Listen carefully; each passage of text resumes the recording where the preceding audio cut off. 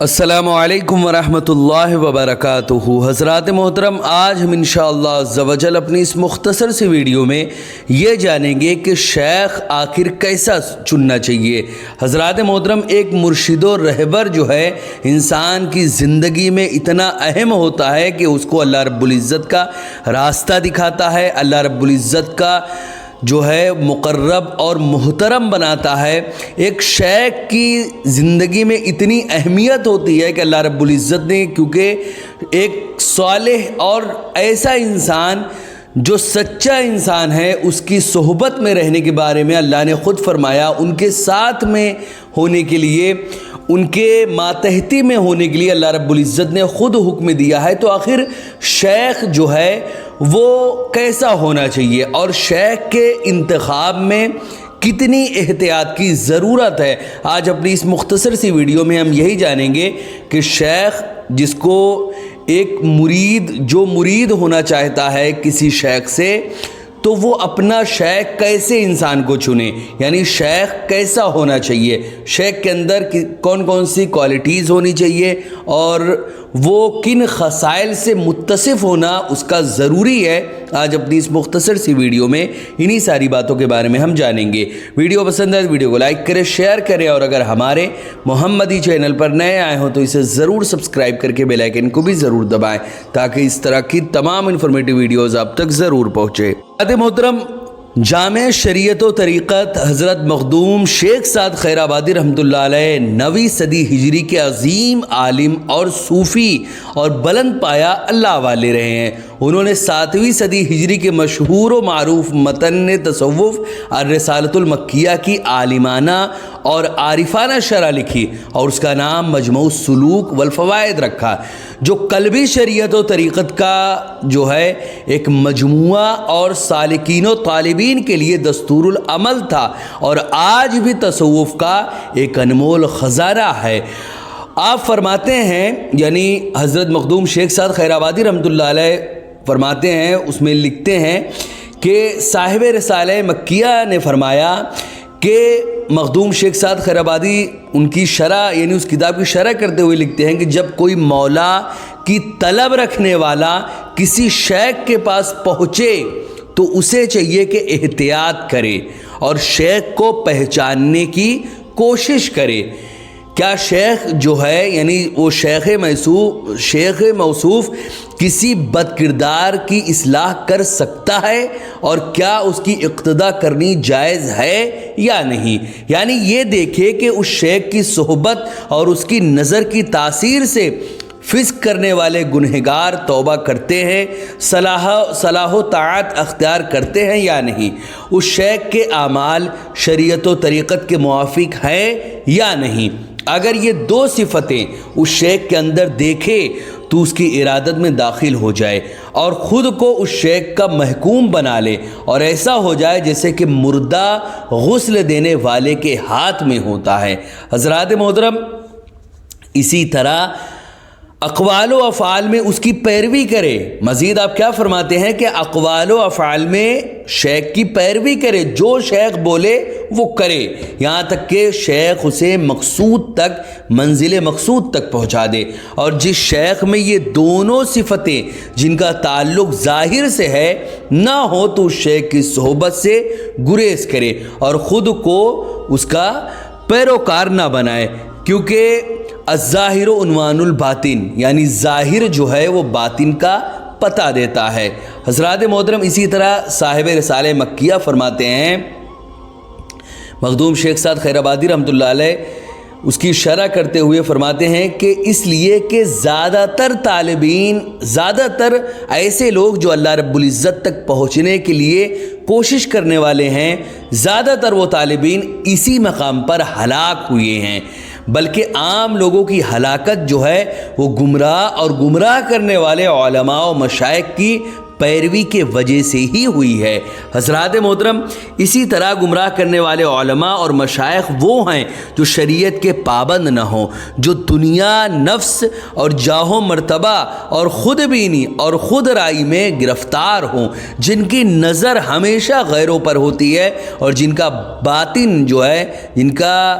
اندرونی حصہ جو ہے ان کا دل جو ہے وہ پراگندہ ہوتا ہے، گندا ایک دم ہوتا ہے۔ حضرات محترم، رئیس درویشہ محتسب عارفاں شیخ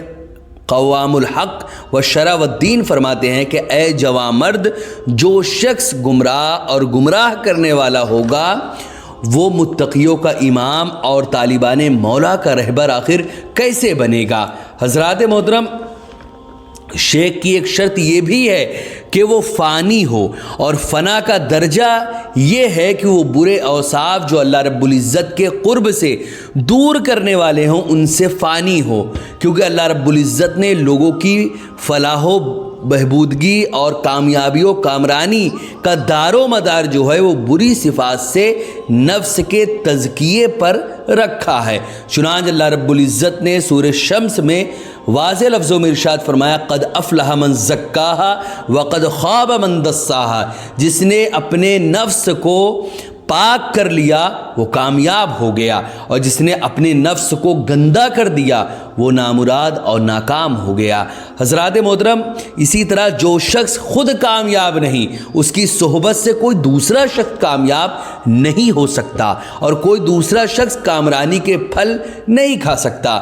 حضرات محترم، اسی طرح صاحب رسالہ مکیہ فرماتے ہیں، اللہ رب العزت نے سورہ ابراہیم میں واضح لفظوں میں ارشاد فرمایا، اور جب فیصلہ ہو چکے گا تو شیطان کہے گا بے شک اللہ نے تم سے سچا وعدہ کیا تھا، اور میں نے جو تم سے وعدہ کیا تھا وہ تو جھوٹا وعدہ تھا، اور میرا تم پر کچھ قابو نہ تھا مگر یہی کہ میں نے تم کو بلایا اور تم نے میری بات مان لی۔ اب مجھ پر الزام نہ رکھو، کوئی خود اپنے اوپر الزام رکھو۔ حضرات محترم، آیت کریمہ کا پس منظر کچھ یوں ہے، روایت میں ہے کہ جب جنتی جنت میں داخل ہو جائیں گے اور دوزخی لوگ جو ہے وہ دوزخ میں داخل ہو جائیں گے،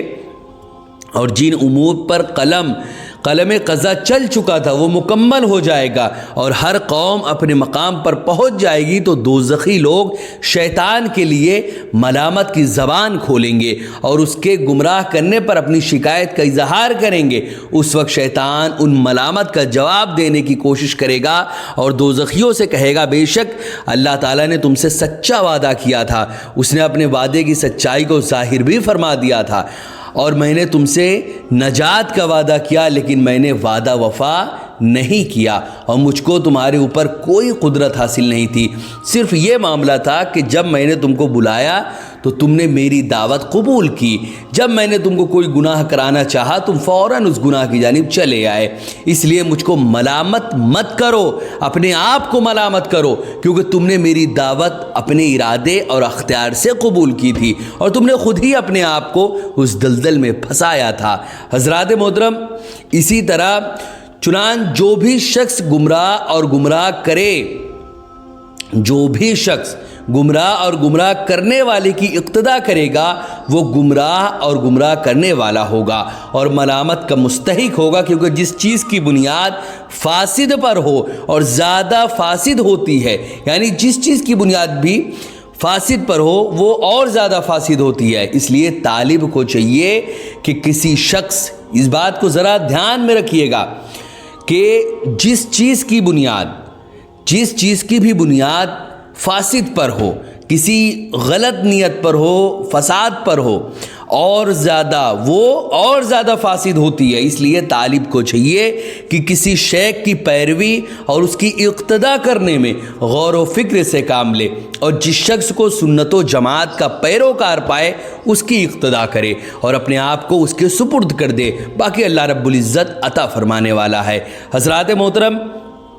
پیر دستگیر قطب عالم شیخ مینا رحمۃ اللہ علیہ فرماتے ہیں کہ ہر شخص کے حق میں اچھا گمان رکھنا چاہیے، کیونکہ بزرگوں نے فرمایا، اللہ والوں نے فرمایا کہ 1000 زندیق کی خدمت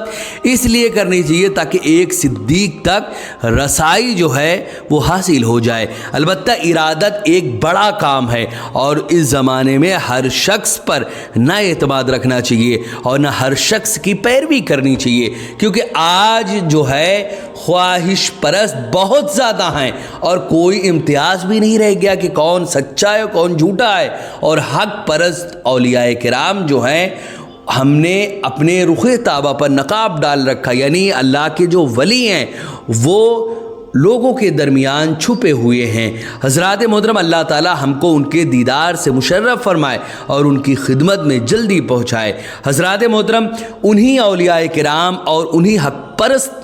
لوگوں میں سے ایک حضور داعی اسلام شیخ ابو سعید شاہ احسان اللہ محمدی صفوی ادام اللہ ذلہ علیہ جو کہ ایک اللہ کے عظیم ولی ہیں، صوفی ہیں، اور ایسے اللہ والے ہیں کہ ان کی صحبت میں جو بھی جاتا ہے، خواہ وہ بڑا سا بڑا بدخواہ ہو، ان کا جو ہے برائی کرنے والا ہو، جب ان کے پاس جاتا ہے، ان کی صحبت میں رہتا ہے، کچھ ہی دن کے اندر وہ ان کی تعریف کرتا ہوا نظر آتا ہے۔ حضرات محترم، اسی طرح صاحب رسالہ مکیہ فرماتے ہیں کہ وہ سلطان ہوا سلطان الحق، شیخ سعد خیر آبادی اس کی شرح فرماتے ہیں کہ شیطان جو ہے ان اللہ وعدکم وعد الحق، پوری آیت پڑھنے کے بعد کہے گا کہ وہ سلطان ہوا سلطان الحق، یعنی قدرت تو در حقیقت اللہ تعالیٰ کی قدرت ہے، پھر تم نے اللہ رب العزت کے وعدوں کی تصدیق کیوں نہیں کی اور میرے کہنے پر کیوں راستے سے بھٹک گئے۔ حضرات محترم، شعب الایمان کی روایت ہے، حضور صلی اللہ علیہ وسلم نے ارشاد فرمایا، کسی شخص کا ظاہری اسلام تم کو فریفتہ نہ بنا دے جب تک یہ معلوم نہ ہو جائے کہ اس کے دل میں کیا جمع ہوا ہے، یعنی کسی مسلمان کے صرف ظاہری اسلام کو دیکھ کر یہ معلوم نہیں کیا جا سکتا کہ وہ کامل مسلمان ہے جب تک کہ تم یہ نہ جان لو کہ اس کی عقل کیسی ہے، اس کے اعمال جو ہے وہ شریعت کے مطابق ہیں یا نہیں، اور وہ سنت کا پیروکار ہے یا نہیں۔ اگر یہ چیزیں اس کے پاس ہیں تو سب کچھ اس کے پاس ہے، اور وہ کامل مسلمان ہے، اور وہ شیخ بننے کے لائق بھی ہے، اور مقتدی اور پیشوا اور رہبر بننے کا مستحق بھی ہے۔ اور اگر اس کے پاس یہ چیزیں نہیں ہیں تو اس کے پاس کچھ نہیں ہے، اور اس کا یہ ظاہری اسلام کچھ بھی کام نہیں آئے گا، یعنی اس کو اللہ تک نہیں پہنچا سکتا۔ حضرات محترم، اسی طرح جو ہے اور شیخ کی پہچان کا طریقہ یہ ہے کہ مرید یہ یقین جانے کہ تمام انبیاء کی پیروی لازمی اور فرض اور حق اور درست ہے، بالخصوص ہمارے نبی صلی اللہ علیہ وسلم کی جو آخری نبی ہیں۔ مرید کو جاننا چاہیے کہ تمام پیغمبروں کے ادیان و اصول میں، یعنی تمام جو پیغمبر ہوئے ہیں وہ ادیان اور اصول میں ایک ہے۔ میری مراد یہ کہ اللہ تعالیٰ کی معرفت اور اس کی صفات کی معرفت اس کے رسولوں پر اتاری ہوئی کتابوں اور ان رسولوں کی معرفت جو اللہ تعالیٰ کے بھیجے ہوئے اور اس کے بندے ہیں، اور اس کے فرشتوں کی معرفت جو کہ اللہ تعالیٰ کے بندے ہیں، جو ہمیشہ اس کی فرما برداری کرتے ہیں اور ہرگز اس کی نافرمانی نہیں کرتے، اور امور آخرت کی معرفت مثلاً یعنی عذاب قبر، منکر نکیر کا سوال، جنت، دوزخ، لوح و قلم، حوض کوثر، پل صراط، میزان عمل، سور کا پھونکا جانا، یہ سب جو ہے اصول دین سے تعلق رکھتے ہیں، اور نہ ان اصولوں میں کسی پیغمبر کا اختلاف ہے اور نہ ہی کسی کے نزدیک یہ منسوخ ہے، کیونکہ یہ سب حقائق ہے، اور حقائق منسوخ نہیں ہوتے بلکہ صرف فروعی احکام منسوخ ہوتے ہیں۔ حضرات محترم، یہ چند باتیں تھیں، انشاءاللہ عز و جل آگے ہم پھر کبھی اس کے بارے میں جانیں گے۔ یہ مزید چند باتیں تھیں کہ شیخ یعنی ایک پیر کامل کی پہچان کیا ہے، ایک سچے پیر کی نشانیاں کیا ہے، وہ میں نے اس میں بیان کی۔ ویڈیو پسند ہے ویڈیو کو لائک کریں، شیئر کریں، اور اگر ہمارے محمدی چینل پر نئے آئے ہوں تو اسے ضرور سبسکرائب کر کے بیل آئیکن کو بھی ضرور دبائیں۔ السلام علیکم ورحمۃ اللہ وبرکاتہ۔